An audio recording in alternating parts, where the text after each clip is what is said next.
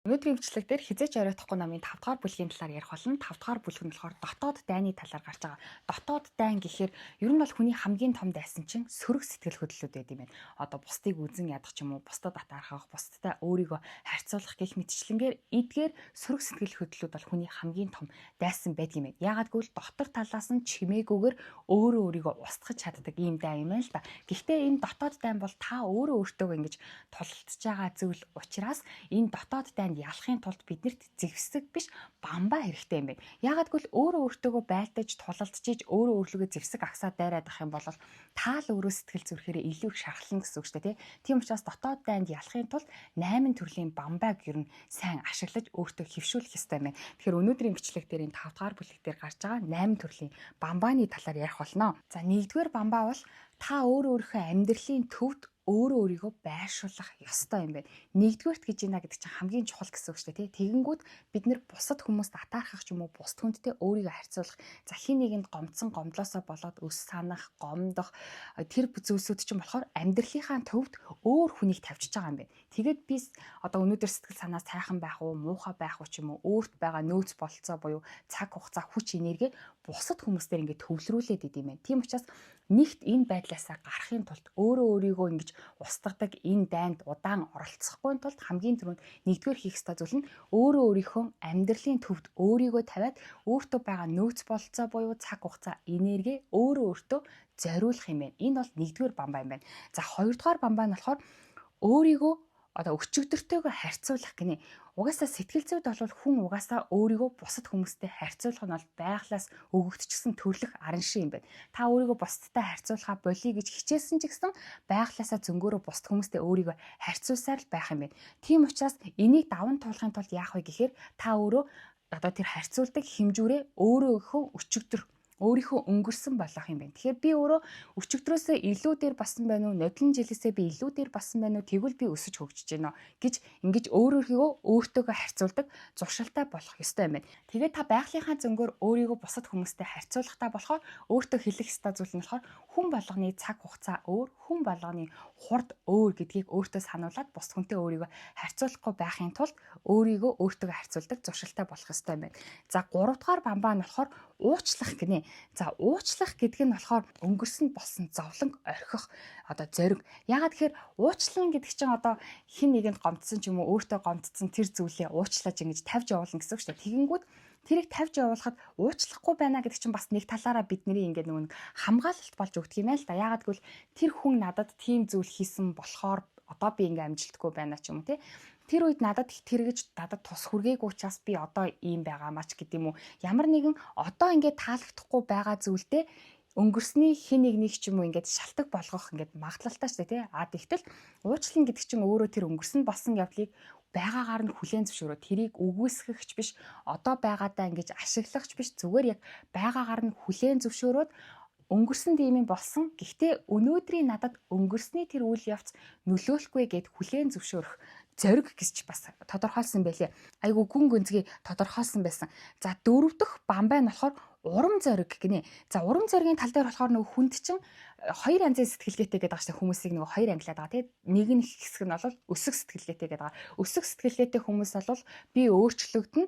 Одоо би ингээд одоо ямар нэгэн зүйлийг чадахгүй ч юм уу хийж чадахгүй байсан ч гэсэн би өөрчлөгдөх боломжтой учраас би сурч мэдэх юм бол өөрчлөгдөнө гэдэг сэтгэлгээ бол өсөг сэтгэлгээ. Хэвшмэл сэтгэлгээ гэж бас байгаа. Тогтсон хэвшмэл сэтгэлгээ бол одоо би ямар нэгэн зүйлийг чаддаг бол ингээд байглаас надад баг бурхнаас ингээд өгөгдсөн учраас би энэ зүйлийг чадаад байгаа. Хэрвээ би ямар нэгэн зүйлийг чаддаггүй бол угаасаа бурхан надад энэ авьяасыг өгөөгүй болохоор ч юм уу би энийг хөгжүүлэх боломжгүй. Угаасаа би чадахгүй. Миний байгаль энэ гэсэн сэтгэлгээг болохоор хэвшмэл сэтгэлгээ гэдэг байгаа. За тэнгууд урам зориг гэдэг нь болохоор одоо бусад хүний амжилтыг хараад өсөг сэтгэлгээтэй хүмүүс бол бусад хүний амжилтыг хараад бахархдаг гинэ. Бахархан гэдэг нь болохоор манай тэр найз ч юм уу те хин нэгэн энэ зүйлийг чадчихж байгаа юм чинь би ч гэсэн чадна гэсэн үг юм байна гэд бусдын амжилтаас урам зориг аваад би ч гэсэн чадах юм байна гэж явдаг юм байна. Харин хэвшмэл сэтгэлгээтэй хүмүүс бол бусад хүний амжилтыг харахаараа атаархдаг. Яагад гэвэл атаархаж байна гэдэг нь тэр хүн амжилтанд хүрч байна гэдэг чинь тэр хүн угаасаа байглаасаа тийм авьяастай гэсэн үг. Би харин амжилтгүй байгаа бол байглаасаа юм амжилтгүй гэсэн үг гэж боддог учраас атаархдаг, жөтөөрөхдөг ч юм уу тийм зүйлсүүд гардаг юм байна. Тэгэнгүүт номон дээр бол дөрөвдүгээрт энэ урам зориг авах дөрөвдүгээр бамбайг та ингэж хэрэгжүүлэхийн тулд өөртөө өсөх сэтгэлгээг суулгаад бусад хүний амжилтыг хараад энэ хүн чадсан юм чинь би ч гэсэн чадах юм байна гэж өсөх сэтгэлгээгээ хөгжүүлснээр бас дотоод тулаанд ялах нэг таны бамбай болох юм байна. За 5 дугаарх нь болохоор мэдрэмж дээр ажиллах гэж байгаа. Ингэж үтсэн байна. Сэтгэл хөдлөл болгон таны зан үйлийг чиглүүлэх дохио болдгоо.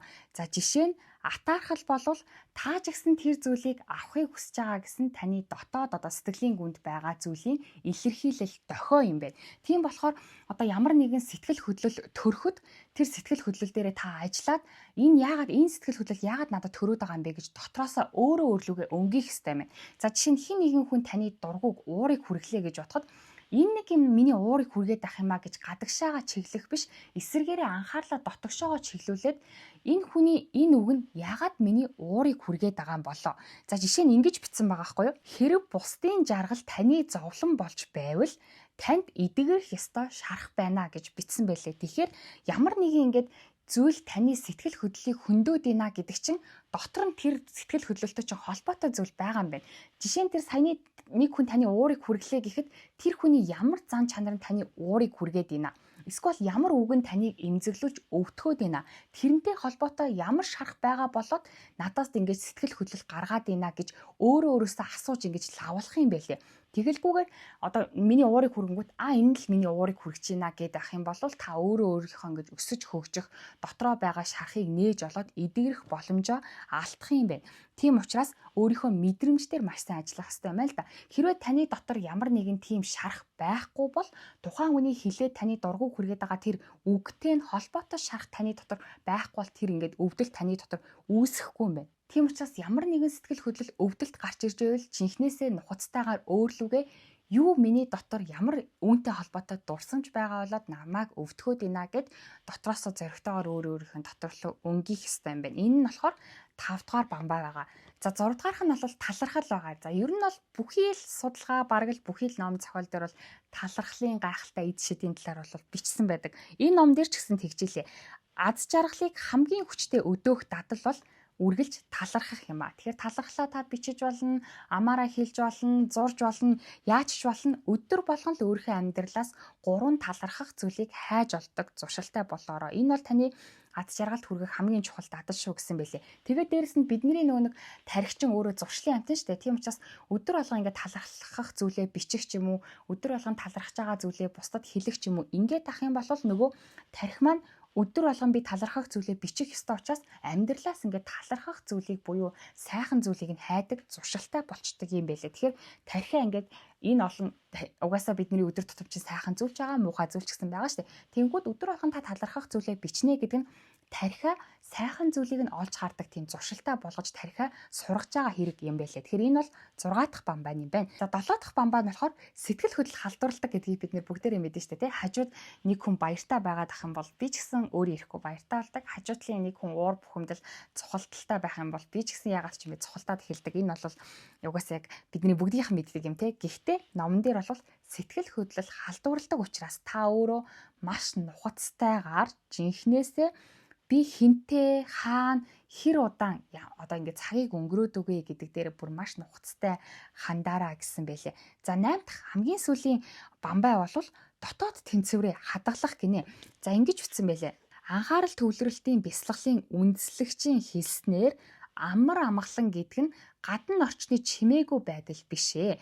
Харин ямар ч нөхцөл дотоод тэнцвэрээ хадгалах чадвар юм а гэж хэлсэн байдаг юм байна. Тийм учраас өдөр болгон та ингээ хэдхэн минутыг чимээгүй сууж дотоод дуу хоолойгоо сонсоход анхаарлаа төвлөрүүлснээр нөгөө дотоод тулаандаа ялах боломжтой болох юм байна. Тэгэхгүй бол нөгөө дотроос чинь танд юм хэлгээл нөгөө дотоод дуу хоолой маань байсан ч гэсэн гадна талынхаа амьдралд ингээс хамгаардаад гүгээд ах юм бол дотоод тэнцвэрээ алдах эрсдэлтэй юм байна. Тийм болохоор 8 дахь хамгийн чухал бамбайнуудын нэг болвол та өөрөө өдөрт хэдхэн минутыг ч хамаагүй чимээгүй ганцаараа ингээд дотор талаа чагнаж өнгөрүүлэх ёстой. Энэ бол дотоод тэнцвэрээ хадгалах аргаа гэж бичсэн байна. За тэгээ өнөөдрийн бичлэг дээр хизээч оройтхгүй номын 5 дугаар бүлэг буюу дотоод дайнд өөрийгөө хамгаалах 8 бамбааны талаар ярьлаа. Тэгэд энэ номын дээр ингээд гарч байгаа юмнууд нь ийм зохиолын ном биш, яг гарч байгаа зүйлсүүдийг амьдрал дээр хэрэгжүүлэх дасгал ажлууд байдаг учраас ингээд энэ номын бүлэгээр нь хувааж ярьж байгаа. Ингээд угаасаа нэг доор ингээд шууд үргэлжлүүлээд унших ч юм уу тэхийн бол нөгөө амьдралд хэрэгжүүлэхэд аюу хэцүү шттэ тий. Тэрний орн ингээд жижигээр нь хувааж уншаа. Тэгээд яг уншсан энэ дээр аюу олон дасгал ажлууд байгаа. Тэр дасгал ажлуудыг яг амьдралдаа хэрэгжүүлээд явах юм бол энэ номын үр шимийг бас аюу гой хүртэх юм шиг санагдаад миний хувьд бол аль болохоор удаанаар тэгээд дасгал ажлуудыг ингээд ажиллаж уншиж байгаа. Тэгэхээр та ч гэсэн хэрвээ энэ номыг уншиж байгаа бол удаанаар яг гол нь дасгал ажлуудыг нь ажиллаад үр шимийг нь хүртэхээр унших юм бол бас аюу зүгээр юм шиг санагдсан шүү. За тэгээд дараагийн бичлэг дээр бас энэ номын 6 дугаар бүлгийн талаар ярих болно.